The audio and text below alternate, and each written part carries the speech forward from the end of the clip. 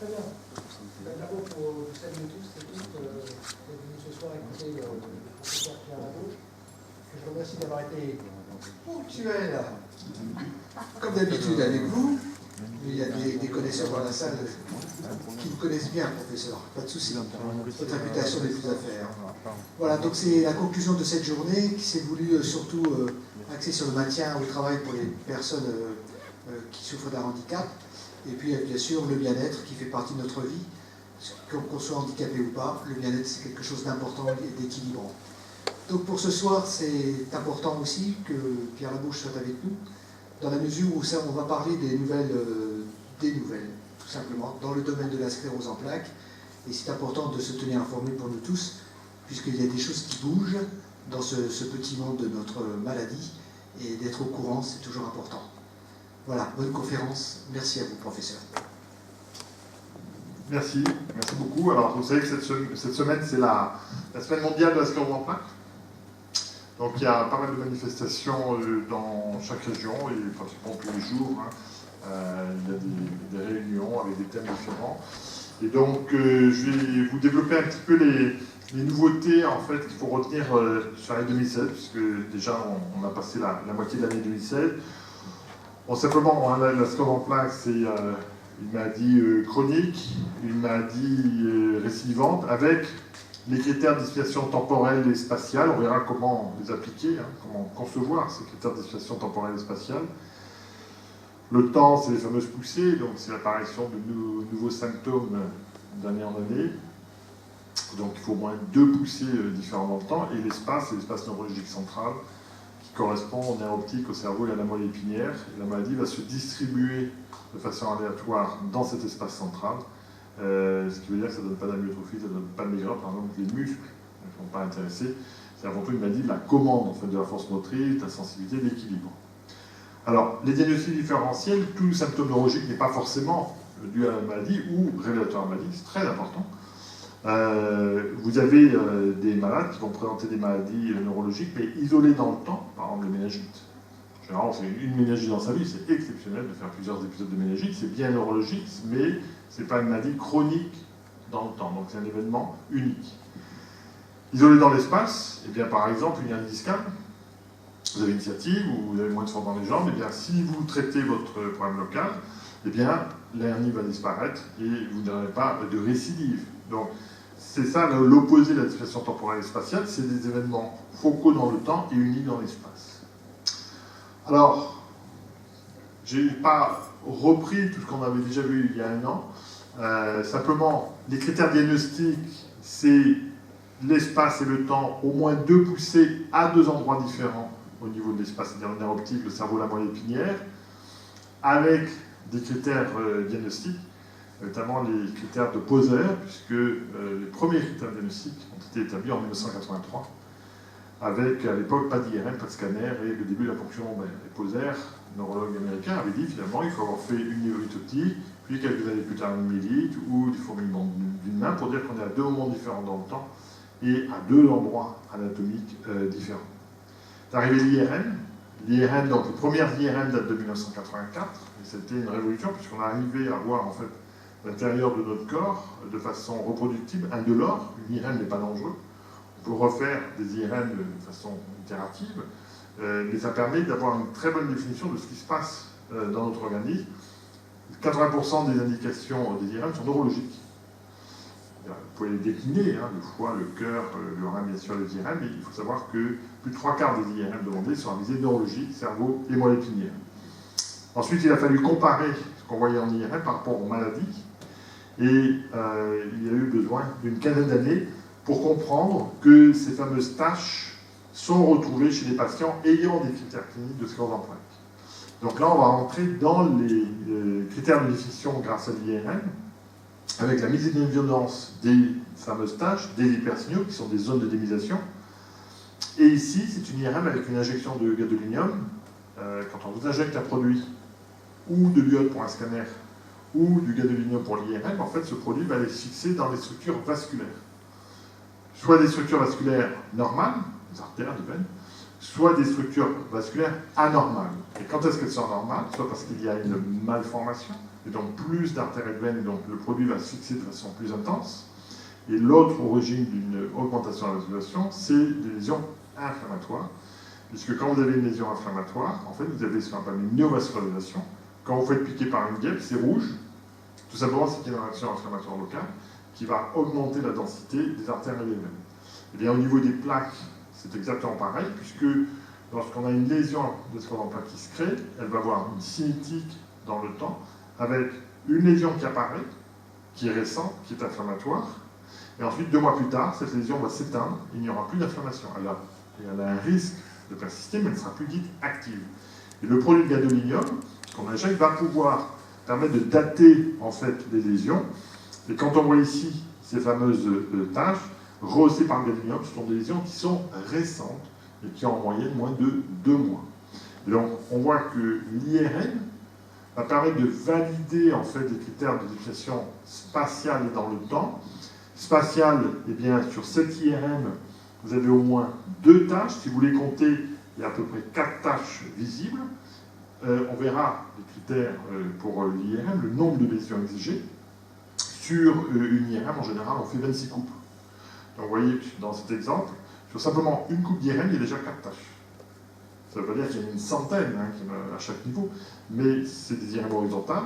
Et donc on voit d'emblée que sur une seule coupe d'IRM, il y a déjà 4 taches. Ça, c'est des lésions dans l'espace.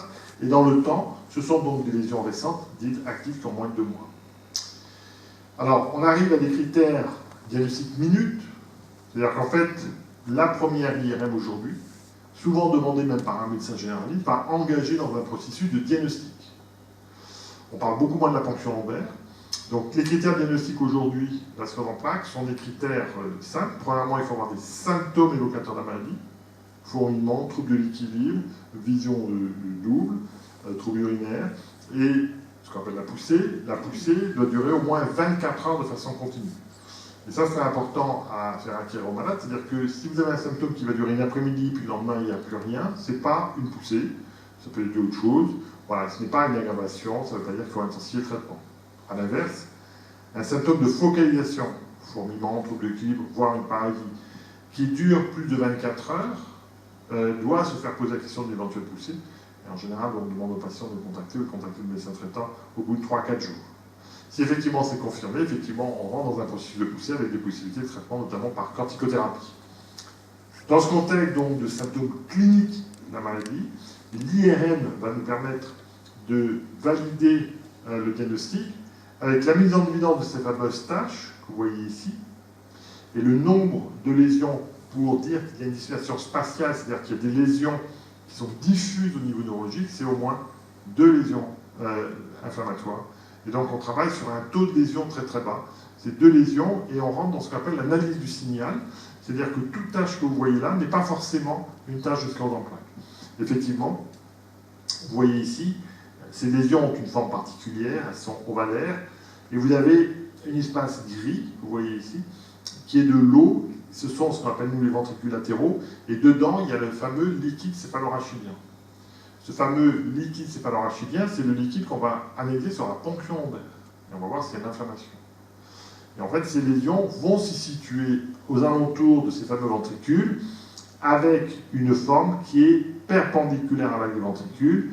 Vous avez ici les ventricules qui sont d'avant en arrière, et vos lésions, elles sont perpendiculaires à l'axe des ventricules. Ça, ce sont des critères d'analyse du signal.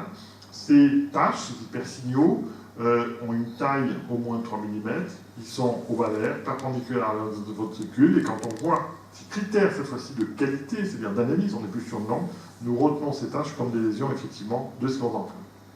Ensuite, la prise de gadolinium va nous permettre de dater les lésions.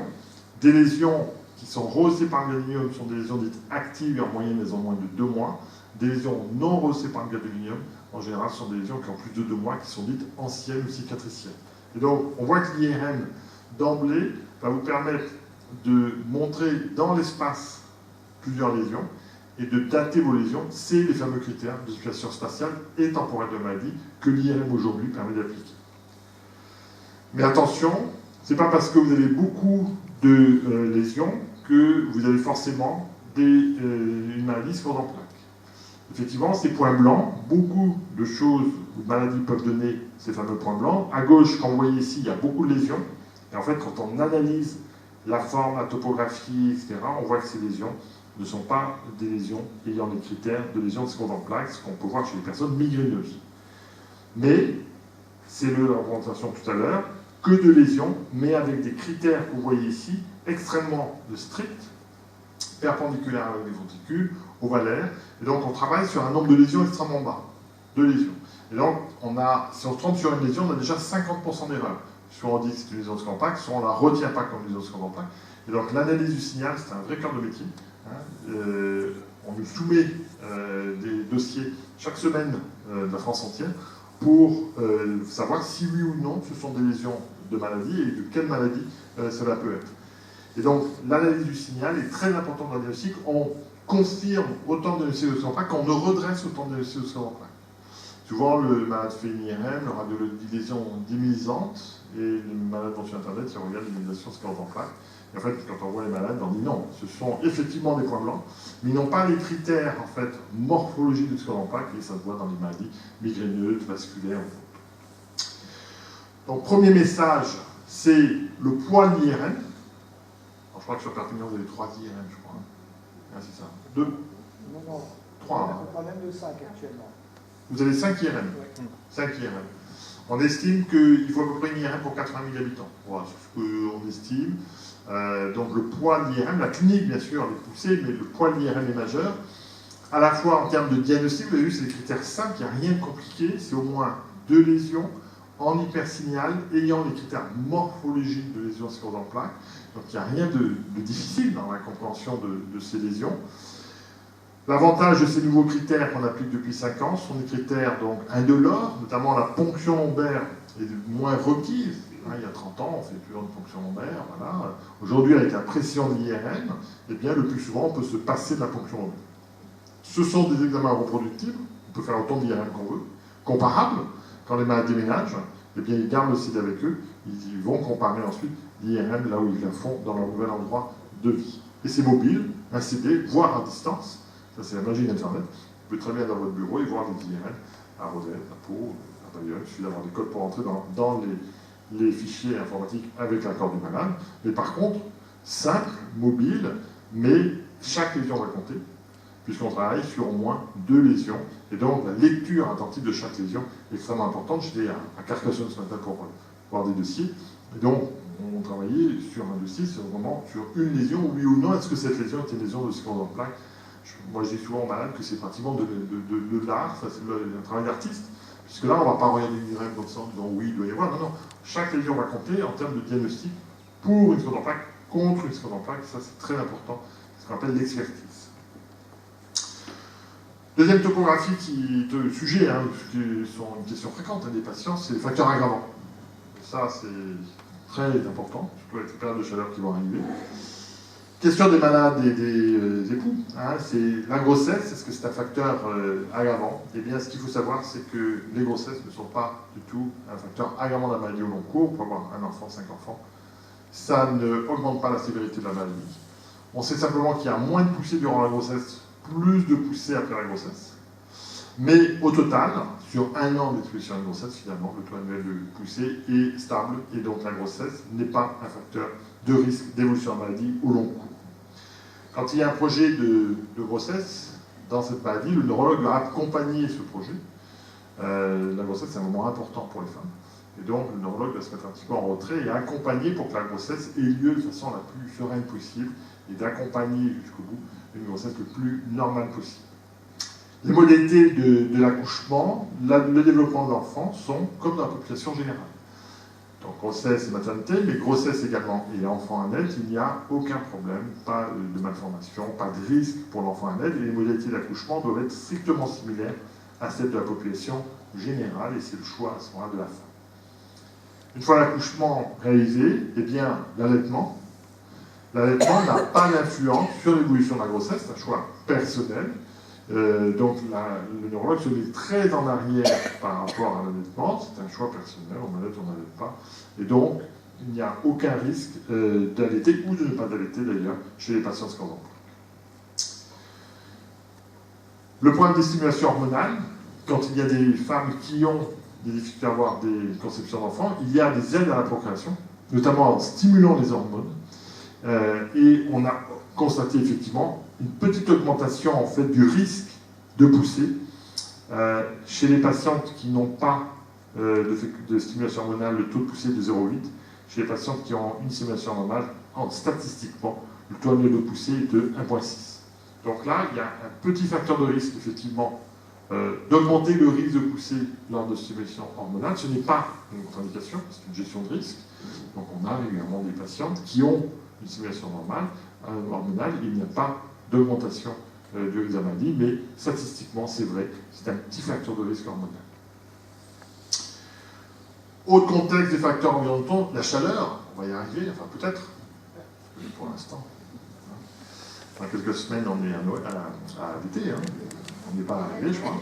Eh bien, dans cette maladie, les patients se plaignent toujours de la fatigue, voilà, la chaleur, la fatigue. Eh bien oui, la chaleur aggrave les symptômes de la maladie. On a montré qu'en IRM, il y a des activités IRM, même chez les patients exposés à la chaleur, des nouvelles lésions, des lésions dites inflammatoires. Donc c'est vrai, la chaleur aggrave la maladie, et donc cliniquement, mais également au niveau de l'IRM. L'exercice physique, ça c'est très important, l'exercice physique. Il faut favoriser l'entretien articulaire, l'entretien physiothérapique. La sclérose en plaques, c'est une maladie de l'endurance. Donc ça donne la fatigue, mais ça donne également une diminution de l'endurance aux exercices physiques prolongés. Donc l'exercice physique régulier doit être favorisé dans la maladie. L'OMS recommande 30 minutes d'exercice physique régulier par jour. Marche à pied, vélo. Est-ce que vous voulez faire 30 minutes d'exercice physique régulier? C'est pas d'aller à Carrefour ou à Auchan faire ses courses. C'est vraiment marcher sur terrain plat 30 minutes. Donc ça, c'est l'OMS pour la population générale. Eh bien, dans la maladie, le réentraînement à l'effort, c'est-à-dire de donner, comme aux athlètes, des programmes de réapprentissage physique, sont des facteurs effectivement bénéfiques pour l'endurance. Et donc, le maintien de l'exercice physique régulier, il ne faut pas aller jusqu'à l'épuisement. L'exercice physique régulier, on dit 2 à 3 fois par semaine d'avoir un exercice physique régulier pour essayer d'augmenter sa capacité d'endurance avec la maladie. Le tabac, c'est pas bon pour la santé, vous le savez tous. Donc jusqu'il y a 3 ans, on disait que c'était pas bon pour la santé, mais ça n'avait pas de rapport avec la sclérose en plaques. Il y a eu 2 études indépendantes qui ont montré en fait que le tabac est un facteur d'aggravation de la maladie au long cours. Et donc, qu'est-ce qui se passe? Eh bien, lorsqu'on regarde le délai moyen d'apparition de troubles de la marche, 16 ans pour les patients non-fumeurs, 11 ans pour les patients fumeurs. Donc ça, c'est une notion simple, avant de parler de médicaments, mais importante. Le tabac n'est pas bon pour la santé, le tabac n'est pas bon pour la sclérose en plaques. Donc on conseille, du fait de ces arguments-là, de diminuer ou d'arrêter le tabac, car chez les malades qui fument, la gêne à la marche va survenir en moyenne 5 ans plus tôt que chez les personnes non fumeurs. Donc la maîtrise des facteurs environnementaux est très importante dans la maladie. Donc vraiment, le message à retenir, c'est ne fumez pas, c'est pas bon pour la santé, ça commence à coûter vraiment très cher actuellement. Alors vous avez l'Andorre pas loin, donc ça va, vous vous débrouillez bien dans la région, mais nous, c'est plus compliqué, on peut se débrouiller. Donc ne fumez pas, ce n'est pas bon pour la sclérose en plaques. Les vaccins, voilà, on a beaucoup de questions sur les vaccins. Donc, statistiquement, la fréquence de la maladie chez les personnes vaccinées et non vaccinées est la même. Le vaccin ne crée pas la maladie. Notre raisonnement, c'est que probablement les personnes vaccinées, notamment contre l'hépatite B, ont eu des symptômes après la vaccination parce que le vaccin a entraîné une majoration des symptômes cliniques ou une apparition des symptômes cliniques, mais il n'a pas créé la maladie. Par contre, il y a un vaccin qui est une question vraiment médicale, qui est le vaccin contre la fièvre jaune. Ce vaccin contre la fièvre jaune n'est pas très bien supporté, déjà, de façon générale, et c'est vrai qu'il a été montré qu'il multipliait par 9 le risque de pousser. Donc aujourd'hui, le vaccin contre la fièvre jaune n'est pas contre-indiqué dans la maladie, mais on prévient les malades qu'il y a une augmentation du risque de pousser. Donc, en pratique, j'ai une malade, mon fils habite en Guyane, et là-bas, c'est obligatoire. Donc, elle va me voir, il y a 3 ans, en me disant, qu'est-ce que je fais? Je dis, vous pouvez y aller, il faut être vacciné, c'est obligatoire. Et puis, je la revois 6-9 mois après. Et je dis, alors je voyage en Guyane, elle me dit, ben non, j'ai eu peur du vaccin, et du coup c'est mon fils qui... Donc c'est ça les conseils aux patients, hein, c'est des choses simples. Hein, mais le vaccin contre la fièvre jaune augmente le risque de pousser. Ce n'est pas interdit. Donc après, il y a une vraie discussion malade-médecin, de savoir si oui ou non le vaccin est à ce moment réussi. Donc sur les facteurs environnementaux, qu'est-ce qu'il faut retenir qui peut augmenter l'évolution de la maladie? Les stimulations hormonales et les fécondations in vitro, petite augmentation du risque. Le tabac, au long cours, sur plusieurs années plus tard, 5 ans de délai d'apparition d'un gène à la marche, 16 ans versus 11 ans. L'alcool n'est pas reconnu aujourd'hui, notamment le Banyut, pour ne pas faire plus, n'est pas reconnu comme un facteur de risque d'évolution de la maladie. On ne parle pas trop. Dans les vaccins, ce qui est reconnu aujourd'hui, c'est les vaccins contre la fièvre jaune qui augmentent par 9 le risque statistique de pousser. Donc c'est pas négligeable. Donc il y a une vraie discussion avec les patients. Les autres vaccins, notamment l'hépatite B et la grippe, on peut vacciner les patients contre ces vaccins-là et également les apparentés. Mon oncle a une sclérose en plaques, je suis sa nièce, est-ce qu'on peut vacciner? Oui, il n'y a pas de contre-indication connue chez les apparentés, c'est très important, il n'y a pas que les malades, il y a aussi les apparentés. La notion de chaleur, vous vous plaignez d'avoir une majoration de la fatigue par la chaleur excessive, c'est vrai, et l'IRM confirme effectivement une activité de la maladie dans ces cas. Dernière partie, les traitements. Traitement en 2007, donc j'ai complètement changé par rapport à l'année dernière pour beaucoup de raisons. En fait, cette maladie, c'est sans arrêt une gestion bénéfice-risque. C'est, je ne traite pas, quel est le risque d'évolution naturelle de la maladie? Je traite, quel bénéfice pour le malade et quel risque je vais donner au malade avec les traitements. Il n'y a pas de médicaments qui guérissent la maladie, qui l'enlèvent. Il y a des médicaments qui vont diminuer l'évolution de la maladie.